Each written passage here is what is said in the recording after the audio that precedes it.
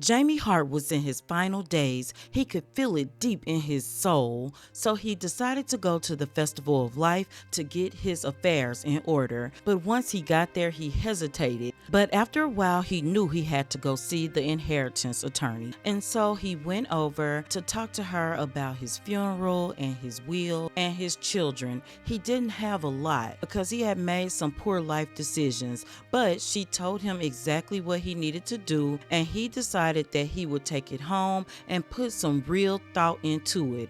This whole thing made him feel sad.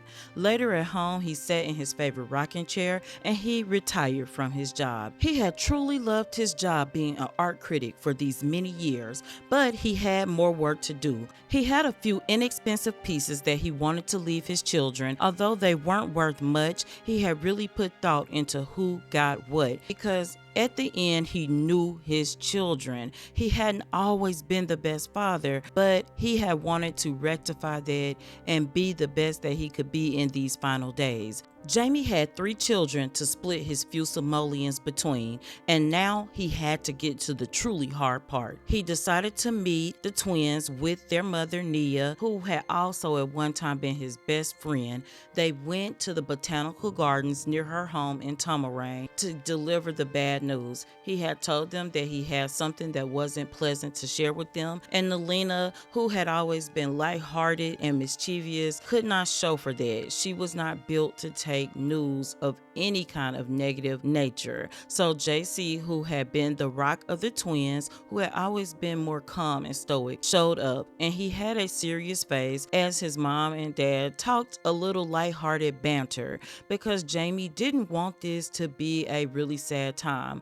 Jayce was feeling closer than ever to his father. From his late childhood on, Jayce had noticed a change in his father, and he appreciated the dad that he had become. So Jayce sat with a knot in the pit of his stomach, waiting for the shoe to drop. He knew that there was bad news. His father had told him. So now as they did this banter, he really wanted to know what was wrong.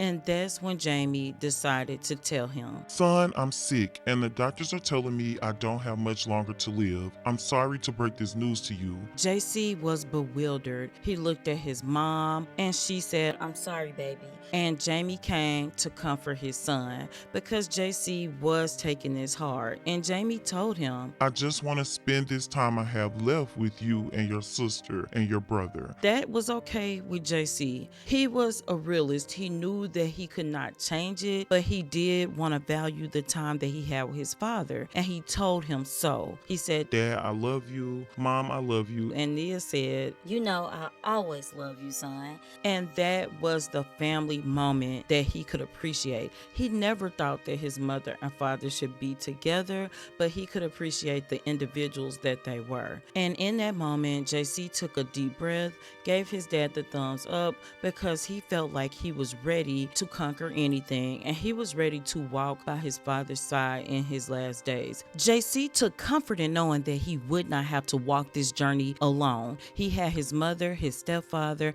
and even his twin. Jayce was the oldest, and he knew Nelena was afraid, but he would take the lead. And as his mother gave him a second hug, he was ready for this next part of his life's journey. Jayce and Jaimie started to hang out all the time at his new home. It was a fixer-upper for sure. Jaimie had started to get bursts of energy, and he knew that the end was near because sometimes he would get these bursts, and he had heard about them, where you would get to the end and you would just feel all of this energy flowing through you. And Jaimie would do sit-ups and he would laugh and talk with Jayce. They would go hang out and do fishing, things that Jayce didn't even really like to do, but he loved to do it with his father. Nelena actually rented one of the 2 additional rooms in the house, and she would come by and spend some time with Jaimie, but Nelena was avoidant. She didn't like things that scared her, and losing her father scares her. Jayce vowed to be there for his twin because he loved her unconditionally and her the same. And one day, Jaimie knew as he was hanging out with Jayce that it was the end.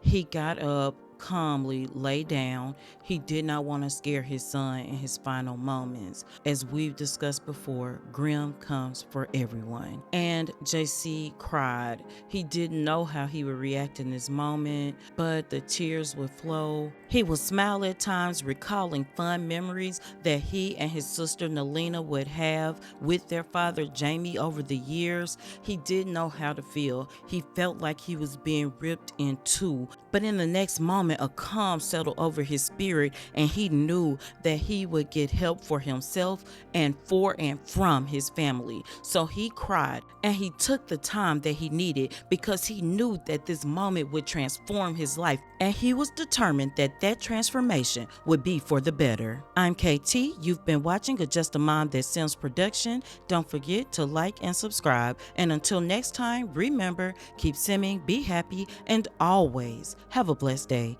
Bye-bye.